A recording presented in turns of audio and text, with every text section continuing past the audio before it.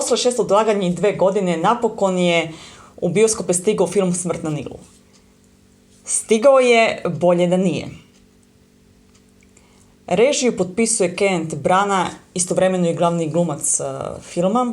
Kenneth Branagh je režirao i film Ubistvo u Orient Expressu, a taj film i pored toga što je Slavoniju predstavio kao Alpe, a Jugoslovene predstavio kao crnce i Induse, to možemo da zaboravimo i da oprostimo. Film je, kad se izuzmu ove dve činjenice, urađen veoma dobro. I ja sam očekivala dobar film, dobru priču i od ekranizacije Smrti na Nilu. Doduše, očekivala sam da Egipćane predstavi kao blede ljude, riđe kose, ali ovo što sam videla u filmu premašuje sve. Film je inače ekranizacija istoimenog romana Agate Christie, ako slučajno ne znate, a mislim da svi znate. I sama Agata je rekla da misli da je ta knjiga njeno najbolje delo koje je do tada napisala. To je pisalo u prvom izdanju romana. Pročitala sam knjigu da bih se pripremila za film i mogu reći da je najbolja njena knjiga koju sam do sada pročitala. I imate jednu takvu knjigu, takvo delo, savršeno napisano i trebate samo da ga prebacite u film. Imate Kennetha Branagha koji je uz neke greške opet napravio gledljiv film Ubistvo u Orient Expressu. Ako slučajno ne znate, ne verujem, Ubistvo u Orient Expressu isto je ekranizacija Agatinog romana. I očekujete da vidite nešto mnogo, mnogo dobro. Hodite u bioskop i vidite samo da se glavni lik zove Hercule Poirot i da se neki likovi u filmu zovu kao i par likova iz knjige i da, dešava se ubistvo na brodu koji putuje rekom Nil, ali ostalo iz knjige nije čak ni promenjeno, nego je iskasapljeno. Uništeno, upropašćeno, izvrnuto. Za snimanje ovog filma je potrošeno duplo više novca nego što je bilo potrošeno za Ubistvo u Orient Expressu. Napravljena je replika broda iz tog vremena. Nameštaj, svi mogući detalji na brodu, kostimi. Imate fenomenalan ambijent, fenomenalne kostime, muziku, savršeno delo koje samo treba da se prebaci u scenario. I onda dobijete neki bućkuriš. Uzeti tako jedno delo i skroz ga izmeniti je ne samo uvreda prema tom delu, uvreda je prema piscu. Zamislite da ste vi pisac, napišete delo da se dičite njime i onda se uradi nešto ovako. Uvreda je i prema ljubiteljima ove knjige, prema ljubiteljima dela Agate Christie, jer svako ko voli njena dela očekuje da ono što pročita da to na filmu i vidi. Ni sama režija mi se ne dopada, kao da nije bio isti reditelj.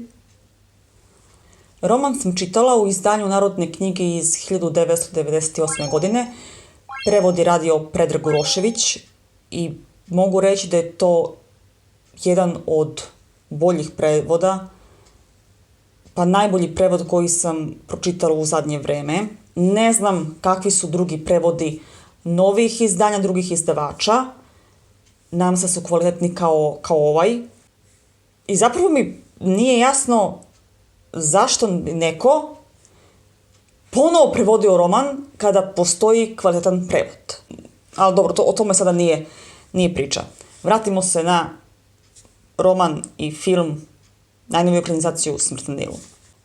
Kenneth Branagh je, htjela da bude politički korektan ili šta, ali je ubacio sve što se ubaciti može, a u knjizi ne postoji. Ako je već želeo da ubaci sve moguće ravnopravnosti i da pokaže kako sve nacije mogu i sve rase da lepo glume, odlično uradi to, napravi film, ali svoju priču. Nemoj uzimati delo koje već postoji, koje je stavljeno u striktan vremenski period, u epohu, promeniti delo, promeniti tadašnju istoriju, staviti nešto gdje nije mjesto. Iz knjige je izbačeno pola likova, ja mislim 6 ili 7 likova da je izbačeno, a ovi što su ostali su totalno izmenjeni. Ima par jako neukusno odrađenih scena gdje bi se trebala pokazati ljubav.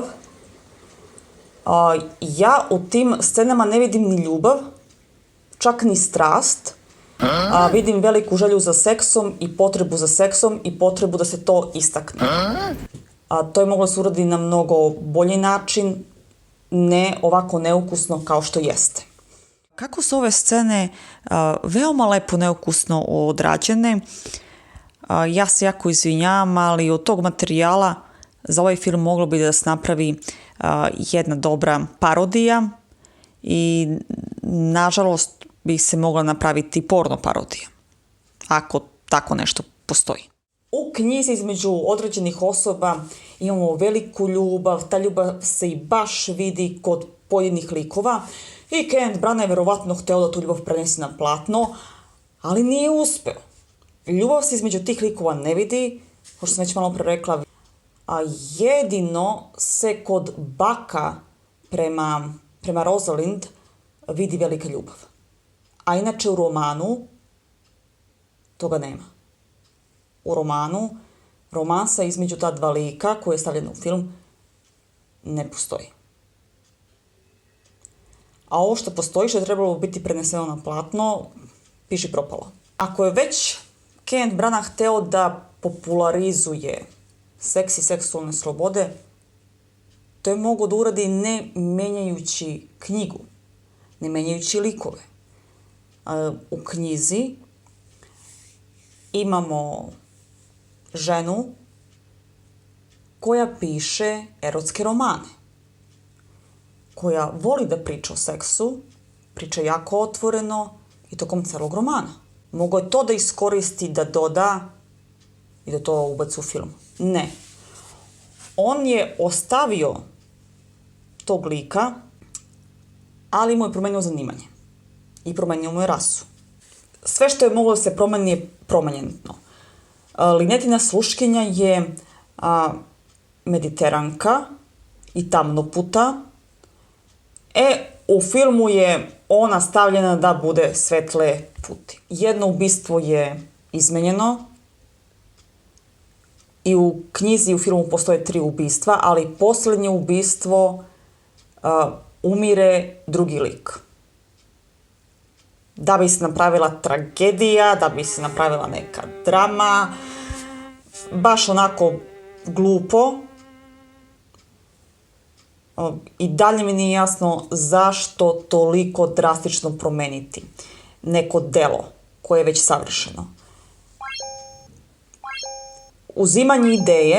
Uzimanje ideje i dalje nije plagijat. Bolje da je uzeo radnja se dešava na Nilu, dešava se ubistvo, kad su već totalno drugačiji karakteri i sve drugačije. Lepo je Kenneth Branagh trebao da napravi skroz drugi film, ali ne Hercule Poirot je poznat. Ja ne znam, neko udruženje Agate bi trebalo ili potomci Agate Christie da ga tuže. Ja mislim se Agata Christie prevrće u grobu kad vidi šta je učinjeno od njene najbolje knjige.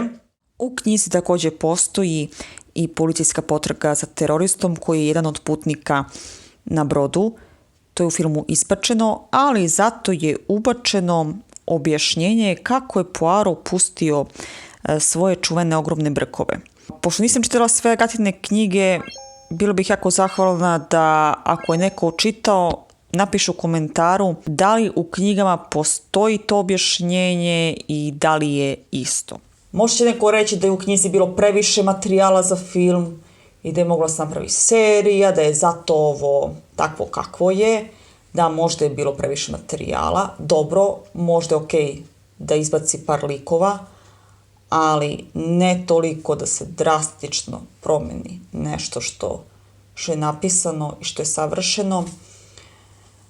Bilo je par skandala vezano za glumce ovog filma, pa se čak razmatralo da se film uopšte i ne pusti zbog ove nove cancel kulture, ali zbog količine novca koji je potrošen u snimanje filma izbjegli su tu cancel kulturu i film je objavljen.